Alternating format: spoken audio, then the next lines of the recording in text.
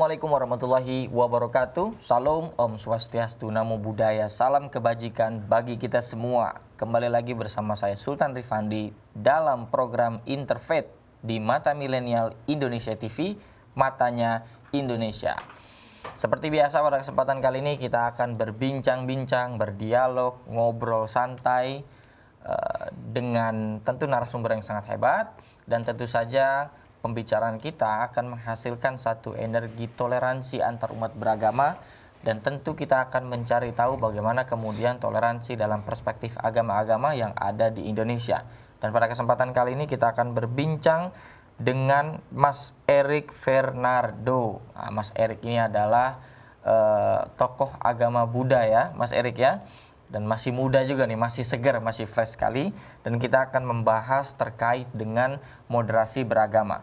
Tentu sebelum kita berbincang jauh lebih panjang lagi, saya ingin selalu mengingatkan kepada seluruh pemirsa, seluruh masyarakat di Indonesia untuk tetap menjaga protokol kesehatan agar supaya kita mampu melewati pandemi ini tanpa ada gelombang-gelombang berikutnya. Ya, semoga Omikron, Florona itu nggak masuk lagi ke Indonesia ya, Mas Erik ya.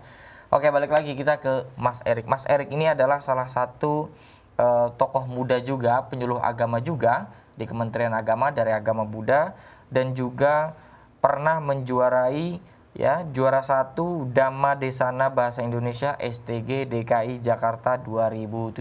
Betul ya, Mas Erik ya. Nah, Mas Erik mungkin bisa memperkenalkan diri nih ya, tentang apa saja aktivitas sehari-harinya, kehidupannya, atau bahkan di Kementerian Agama sebagai apa, fungsinya juga tupoksinya seperti apa, sehingga masyarakat secara luas bisa mengenal siapa sebenarnya Mas Erik. Silakan Mas Erik. Ya baik, terima kasih Mas Sultan. Perkenalkan, halo millennials, saya Erik Fernando. Saya merupakan juara 1 Dhamma Desana Bahasa Indonesia STG di DKI Jakarta pada tahun 2017. Pada tahun 2020 hingga 2021, saya mendapat amanah sebagai penyuluh agama di kantor wilayah Kementerian Agama RI di Provinsi DKI Jakarta.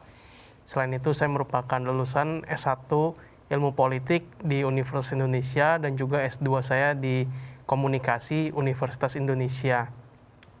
Saya merupakan bungsu dari 3 bersaudara. Sehari-hari saya juga bekerja sebagai seorang profesional di salah satu lembaga juga. Kemudian pada selain itu saya juga merupakan aktif membagikan ceramah ke teman-teman pemuda, khususnya generasi milenial dan juga generasi Z di lintas vihara, lintas cetia, lintas rumah ibadah, maupun lintas organisasi dan lembaga keagamaan Buddha. Ini itu perkenalan dari saya.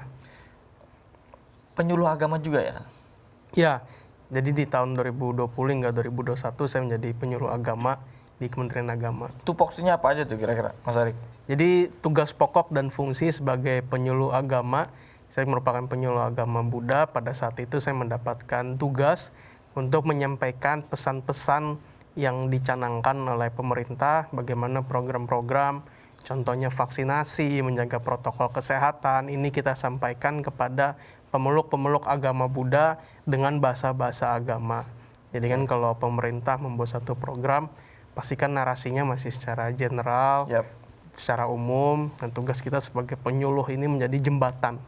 Bagaimana message-message tersebut bisa tersampaikan dan terserap oleh umat dengan bahasa-bahasa agama di masing-masing agama. Kenapa Mas Erik di usia belia, di usia muda seperti sekarang ini memilih untuk terjun langsung ke masyarakat, memberikan pesan-pesan keagamaan, mewakafkan diri untuk lebih banyak terlibat dalam aktivitas-aktivitas keagamaan, Mas Erik? Ya, saya merasa memiliki banyak sekali manfaat setelah mendalami Dharma yang diajarkan oleh Sang Buddha.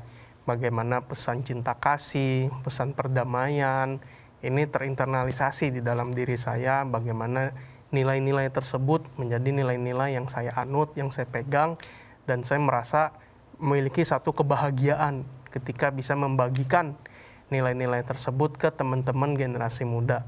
Apalagi kalau kita bisa, apa yang kita sampaikan ini bisa dipraktekkan oleh mereka. Itu yang... Gak merasa kesitan nih waktunya, Mas? Tentu waktu pasti kita ada tersita ya. Oke. Apalagi pada saat itu selain jadi penyuluh, saya juga bekerja, saya juga sambil S2 di UI. Waktunya sangat banyak sekali yang tergunakan, tapi kita senang karena waktu-waktu tersebut digunakan untuk hal-hal yang produktif. Oke. Ada satu pepatah yang bilang lebih baik capek kerja daripada capek nganggur. Kira-kira itu yang selalu Sentilan ya. memotivasi kita kalau kita lagi males-malesan, mager-mageran, bahasa sekarang procrastinating ya. Oke. Nah, kita selalu ingat, wah lebih baik capek kerja daripada capek nganggur. Nganggur aja capek ya. Iya. Apalagi di tengah pandemi ini ya. Itu luar biasa sekali perkenalan dari Mas Erik, dan tentu saja usianya masih sangat muda sekali. Mas Erik nih usianya 25? Saya kelahiran 96, saat ini 25 tahun, sio tikus ya. Oke, jadi memang luar biasa sekali. Seumuran sebenarnya nih sama saya juga nih. Kita akan lebih banyak lagi membahas tentang moderasi beragama dalam perspektif agama Buddha. Ya, tentu saja kita akan mendalami lebih banyak lagi terkait, karena moderasi beragama ini kan menjadi isu yang sangat fundamental. Isu menjadi jargon utama dalam Kementerian Agama. Moderasi beragama terus sekali digaung-gaungkan, dan apa sih sebenarnya yang dimaksud dengan moderasi beragama dalam perspektif Buddha? Bagaimana kemudian anak-anak muda memandang moderasi beragama, kemudian bagaimana cara mengimplementasikan moderasi beragama ini tentu dalam perspektif Buddha yang akan dijelaskan oleh Mas Erik. Tentu saja nanti akan dijawab oleh Mas Erik di segmen berikutnya. Jadi jangan kemana-mana, tetap saksikan Interfaith di Mata Milenial Indonesia TV, matanya Indonesia.